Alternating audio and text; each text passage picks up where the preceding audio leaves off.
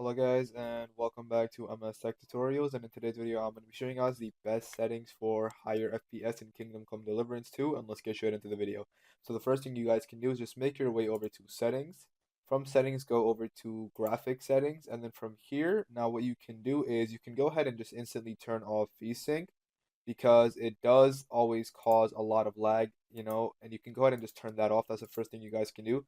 And there's obviously a lot of other stuff you guys can do as well in terms of overall image quality. You can go ahead and just turn it down to either low or medium, up to you. Now, I also recommend once you do that, you can go ahead and go back over to advanced graphic settings.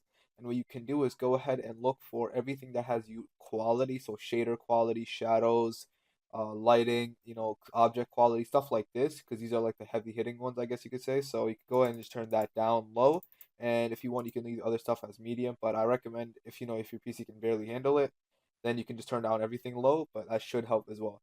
Now, what you can also do is go over to graphic settings and you can turn down your resolution. However, that might take a toll in terms of like it might not make your game look as good, but that's up to you.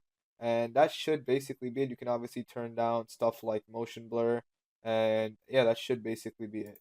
Now that should, yeah, and you can also turn on performance mode as well, but other than that, yeah, that's basically it. So that is it for the video. Thank you guys for watching. Make sure to give the video a thumbs up, subscribe to the channel, and have a great day.